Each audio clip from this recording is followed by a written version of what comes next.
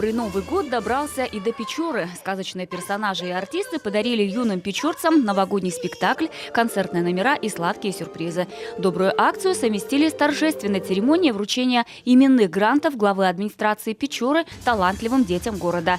Именно они не только пример для ровесников, но и надежда и опора своих родителей и муниципалитета. Мы гордимся вами и надеемся, что участие в этом проекте станет отправной точкой в достижении еще больших творческих успехов и ярких побед. Вы – это будущее района, это будущее Республики Коми, может быть, и даже всей России. 9-й год подряд одаренным детям и молодежи Печоры вручают денежные гранты. За это время поддержку получили более 2000 ребят. Первыми в этот раз на сцену пригласили школьников, достигших наибольших успехов в сфере образования и науки. Своих первых высот они достигли ежедневным добросовестным трудом.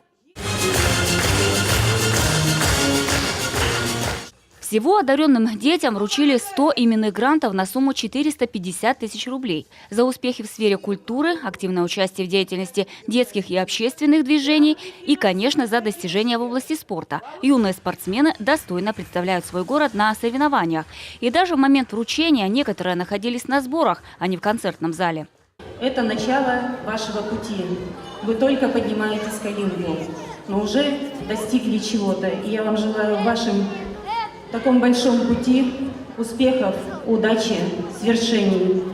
Как оказалось, талантливые ребята успевают не только хорошо учиться, петь и танцевать, но и готовиться к выполнению нормативов комплекса «Готов к труду и обороне». В торжественной обстановке вручили и знаки отличия ГТО.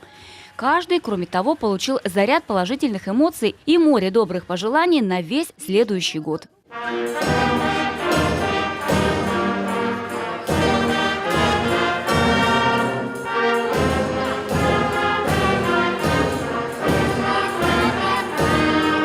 Анастасия Тюрнина, Ольга Коняева, Инна Климова, Сергей Артеев, телеканал Юрган, Печора.